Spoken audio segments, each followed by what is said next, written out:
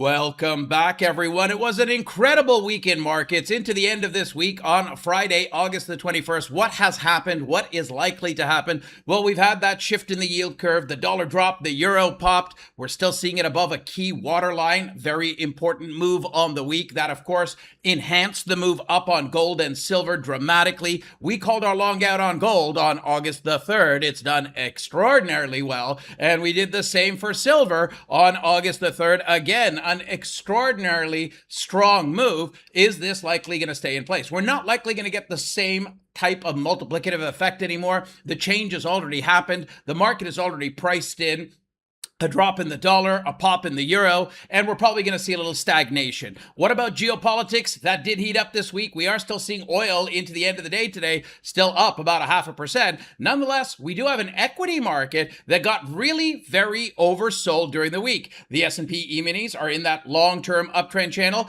They came down into that third quadrant from the fourth quadrant. Let's zoom into the hard right edge over there, and we're still below that pink line, which puts us in the third quadrant. Now remember, if we can't perform, we plunge in this quadrant, and that's effectively what happened. But there is a limit to how much selling can take place before the math suggests more shorts don't make sense. An oversold bounce does. Looking for a bounce that can take us up into the 77.15 to 77.40-ish area before probably another round back down. Now, of course, we've got more from Besant next week. We've got NVIDIA's earnings next week. There's a lot more to go. However, it is the dog days of summer, and you're in a marketplace where being very careful with market moves and taking great care makes a lot of sense. If we happen to come back down towards the lows from today or yesterday's future session before the end of Friday's trading day, we then open up a move that's more directly down towards this set of nested VPOCs down here in the mid 7500s, the 7550 area, or lower to this black line, which is the center of that long-term uptrend channel. If we take a look at the NASDAQ,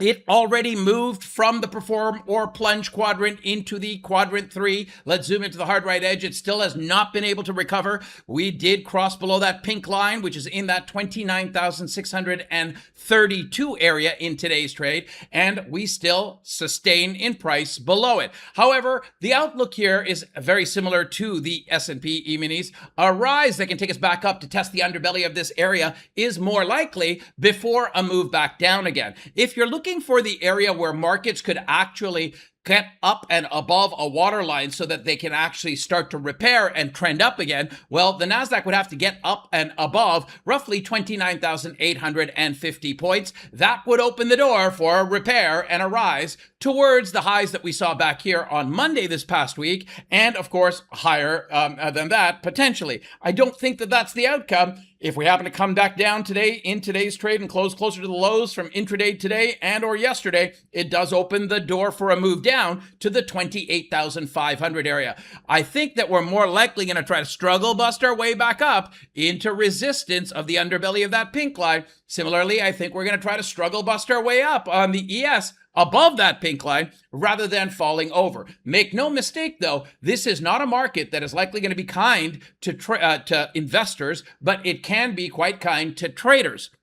Lots of tradability. I did a whole bunch of trading today. I'm going to share the results of that with you in just a moment. But what we've got over here is a 4-hour chart with the triple S indicator, the MSR channel, and the speed lines. We are still in a sell signal state. We're in a sell signal state on the hourly chart as well. Getting above the top of the hourly chart MSR channel opens the door for us to try and grab a hold of that 77.15 to 77.40-ish area, which is the falling MSR channel on the 4-hour chart. Now remember, a 4-hour chart looks out 3 to 5 days. So even if we get up into this area, we are more likely going to get pushed back down again. And that is also the same story on the NASDAQ.